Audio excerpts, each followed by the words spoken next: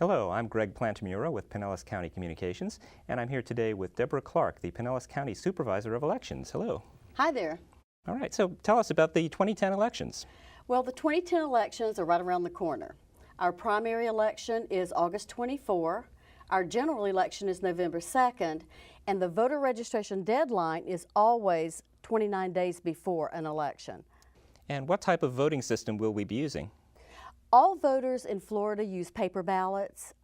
We use the optical scan systems, so we use those scanners to record the voters' votes.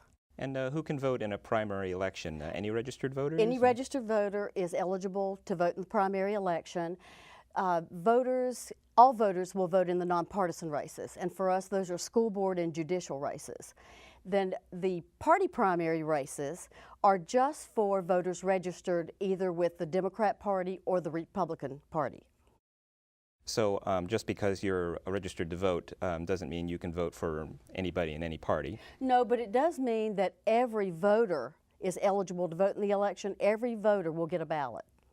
So can voters change their political parties before the election if they wish to vote for somebody in a different party? Absolutely, and that happens a lot, but the voters need to remember that the deadline to change their political party is the same as the voter registration deadline, which is 29 days before the election. So what are the ways that a voter can participate in the elections? You know, Greg, it's never been easier. Voters have three options. We will be glad to mail the person a ballot to their home.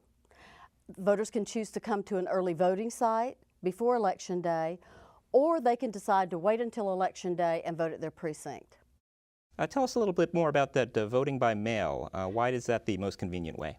Well, it's not just me saying it's the most convenient way. Voters have spoken very loudly. It is the most convenient way. What could be easier and simpler than letting us mail your ballot to your home?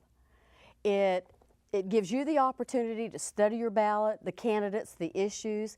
Then you can decide when you're ready to vote, and you vote in the convenience of your own home. When you finish voting your ballot, you also have two options for returning it.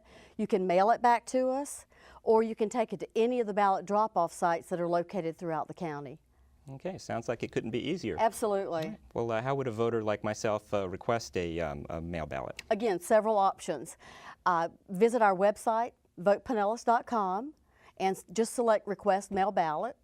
You can give us a call at 727-464-6788 and request a ballot. Very good. Now, what about early voting? When and where does that take place? Well, early voting starts 15 days before every election, and voters can vote in any of the three election offices. We have one in St. Pete, one in Clearwater, and one in Largo. And what advice do you have for the voters who do choose to go to the polls for voting day? I think the most important thing, Greg, is for voters to take time now and make sure that their information is current. Make sure that we have their correct name, correct address, that the party affiliation they're affiliated with is the one they want to be affiliated with for the primary election, and make sure that we have a current signature on file. And do you still have a need for poll workers? Oh, absolutely. We always need more good poll workers. We need about 2,600 people to fully staff a countywide election, so we're always looking for good folks. We have our classes early, but we always have cancellations. So if anyone out there is interested, they can give us a call at 727-464-6110. Well, is there anything else that you'd like to add? I would just encourage all voters to take the time to request a ballot. If it's easier for them to let us mail it to them, we'll be glad to do that. Their voice is their vote, and I would like for all voters to be heard. Well, thank you very much for your time. Thank you, Greg.